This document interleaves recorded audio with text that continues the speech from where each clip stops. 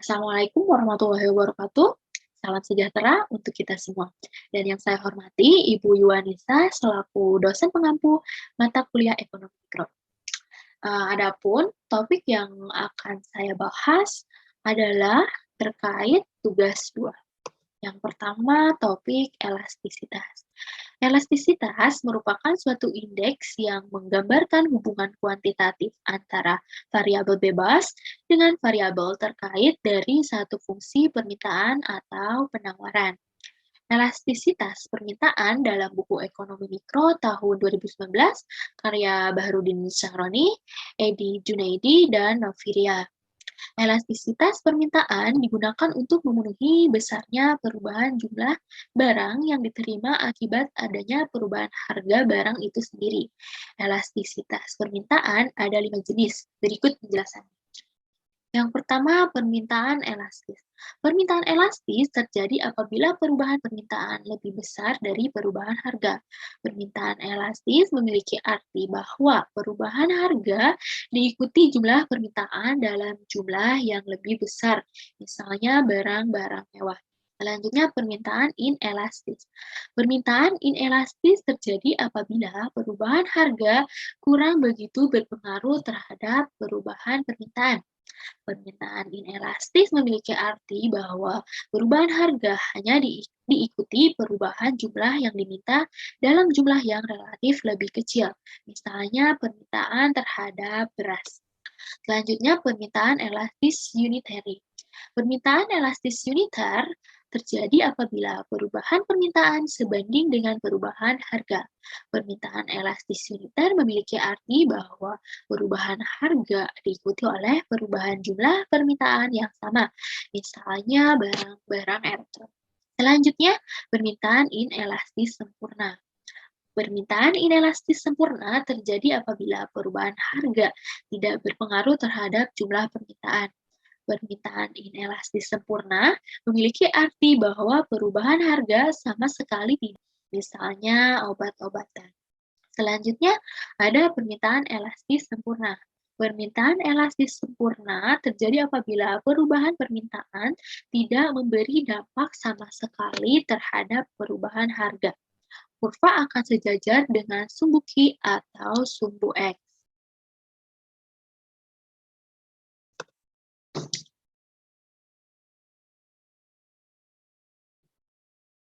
Elastisitas penawaran digunakan untuk mengetahui besarnya perubahan jumlah barang yang ditawarkan akibat adanya perubahan harga barang tersebut.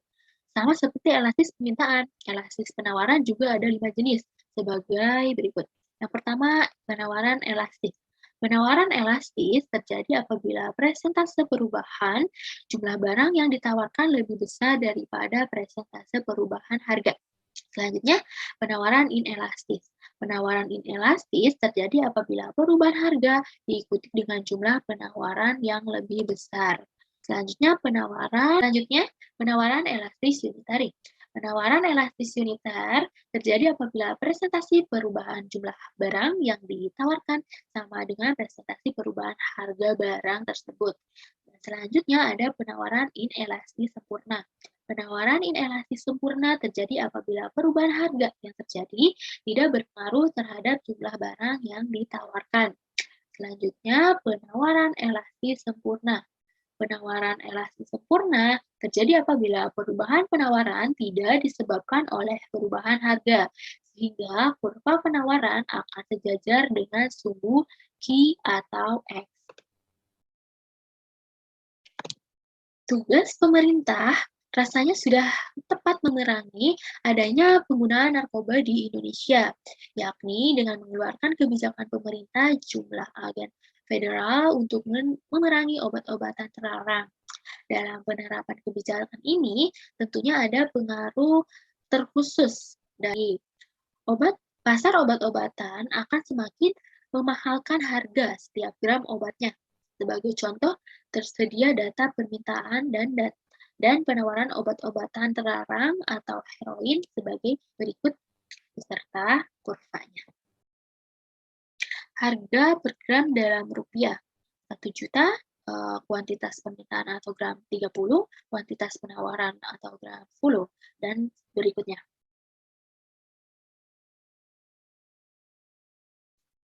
Kesimpulan, gambar kurvanya, pada kondisi keseimbangan pasar atau market equilibrium, kuantitas permintaan atau orang atau QS, atau terbentuk kuantitas keseimbangan atau QA. Harga yang diminta atau PD pun akan sama dengan harga yang ditawarkan atau PS. Sehingga terbentuk harga keseimbangan atau PE secara grafik. Harga keseimbangan ini terjadi pada titik potong antara kurva permintaan dengan kurva penawaran atau titik E atau titik equilibrium. Pada contoh kasus obat-obatan terlarang, heroin dapat dilihat dalam tabel permintaan dan penawaran. Harga keseimbangan adalah 2 juta dan kuantitas keseimbangan adalah 20 gram heroin. Pada contoh kasus obat-obatan terlarang di atas, heroin setelah adanya kebijakan mengenai pendidikan terkait obat-obatan dapat dilihat dalam tabel berikut.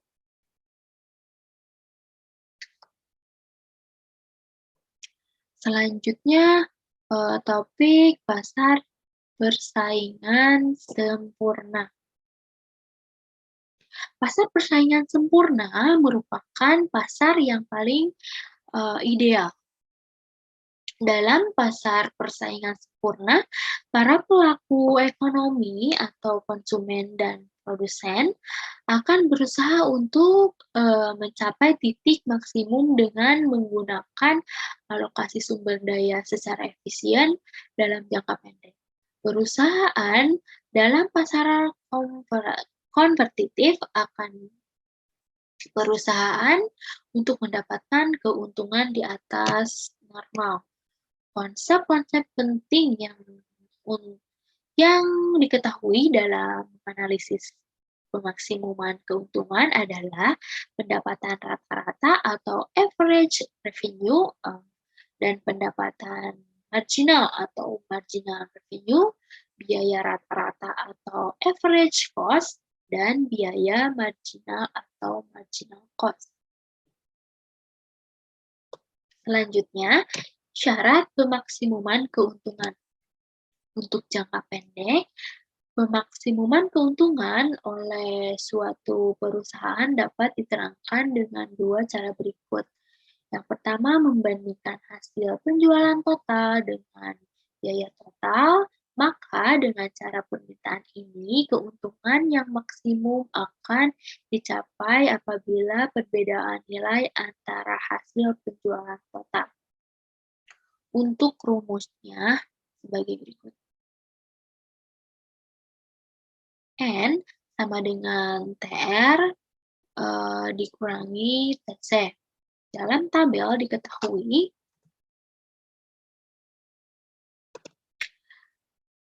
N sama dengan 216 dikurang 183.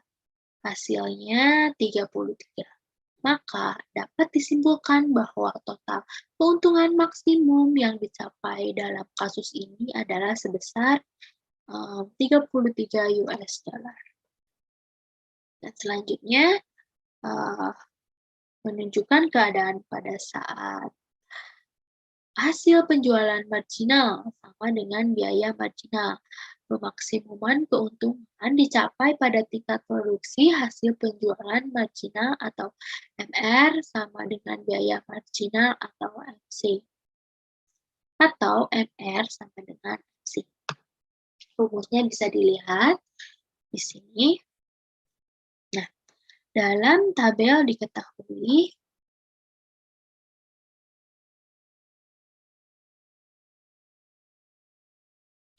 N sama dengan 216 per 36 ditambah 163 per 36.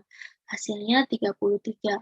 Maka dapat disimpulkan bahwa total keuntungan maksimum yang dicapai dalam kasus ini adalah sebesar 33 US dollar. Selanjutnya, topik pasar monopoli. Pengertian pasar monopoli. Pasar monopoli adalah salah satu bentuk pasar persaingan tidak sempurna. Dalam pasar monopoli adalah biasanya hanya satu produsen yang dapat menetapkan harga produk-produknya. Dikutip dari The Economic Times, di pasar monopoli, faktor-faktor seperti lisensi pemerintah, kepemilikan sumber daya, hak cipta dan paten, serta biaya awal yang tinggi membuat suatu entitas menjadi penjual tunggal barang.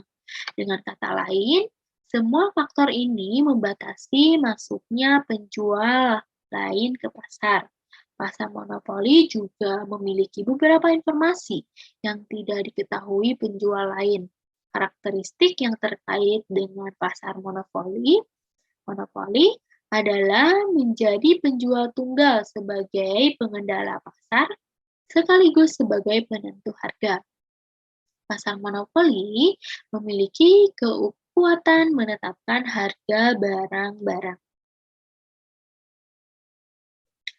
Selanjutnya, ciri-ciri pasar monopoli.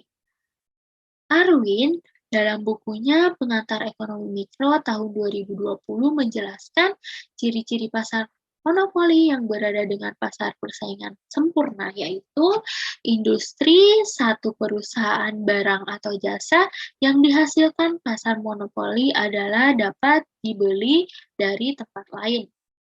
Para pembeli tidak punya pilihan lain jika ingin membeli produk tersebut.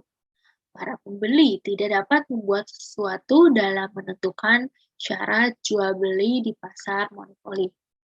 Selanjutnya, tidak ada barang pengganti yang sempurna. Barang yang diperjualbelikan dalam pasar monopoli tidak bisa digantikan dengan barang lain. Salah satu ciri-ciri pasar monopoli adalah barang tersebut menjadi satu-satunya produk dan tidak dapat ditemukan di perusahaan lain yang identik. Selanjutnya, ciri-ciri pasar monopoli yaitu perusahaan lain sulit masuk dalam industri keuntungan yang didapat perusahaan pasar monopoli adalah tidak mendorong perusahaan lain untuk ikut dalam industri tersebut yang disebabkan banyak hambatan yang kuat. Ciri-ciri pasar monopoli yang satu ini menjadi penyebab utama perusahaan memiliki kekuatan pasar monopoli. Jika ciri-ciri pasar monopoli tidak ada, maka banyak perusahaan lain yang masuk dalam industri yang sama, dan pasar monopoli adalah tidak ada. Ciri-ciri selanjutnya adalah perusahaan di pasar monopoli sebagai penentu harga.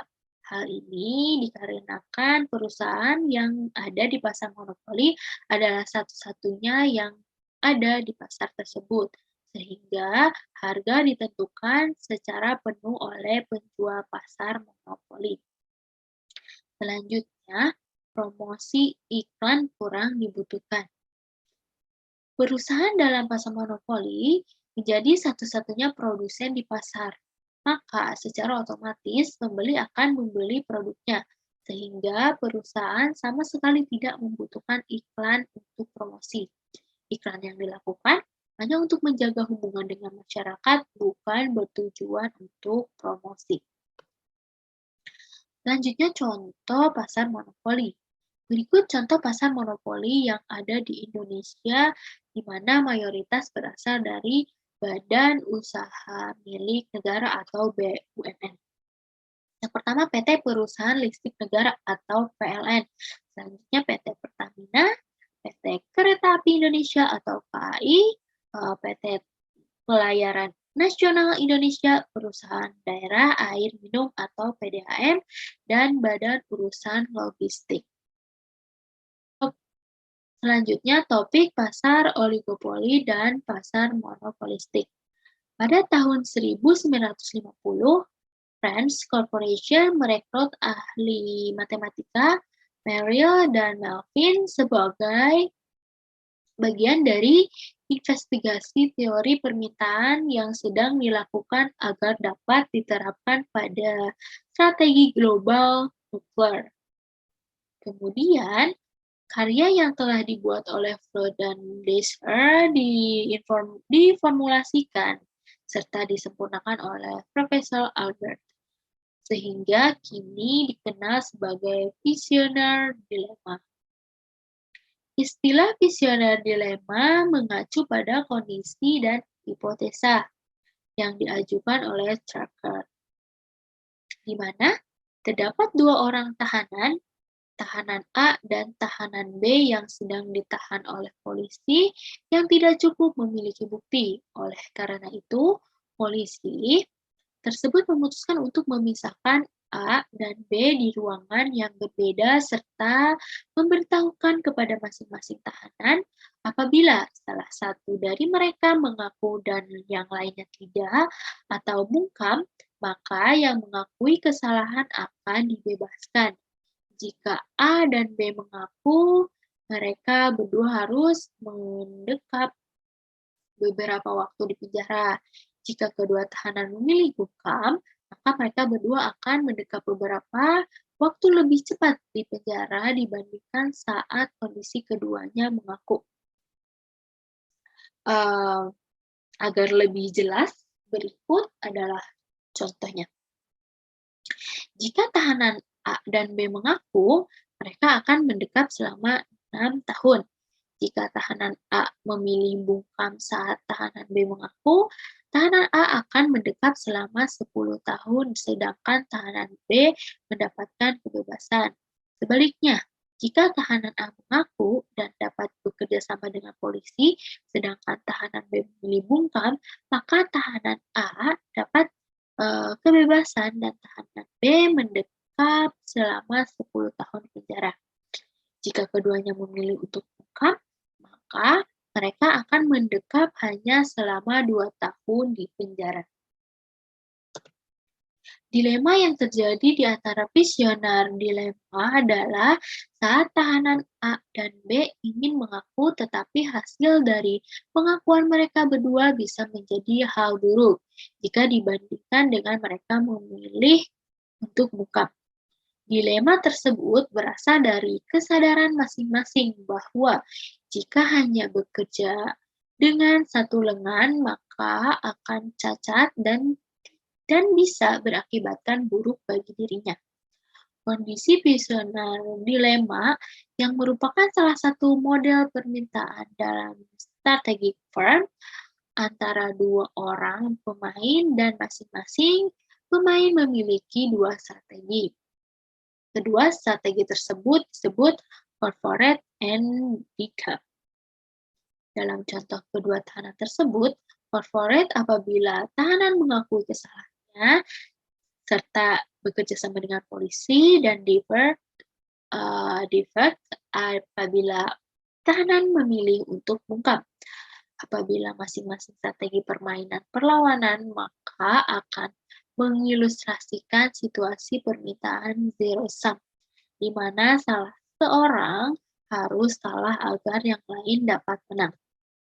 Pada dasarnya, hal ini membuktikan bahwa mengejar keinginan dan kepuasan diri dapat berpotensi merugikan diri sendiri. Sekian presentasi dari saya. Terima kasih. Wassalamualaikum warahmatullahi wabarakatuh.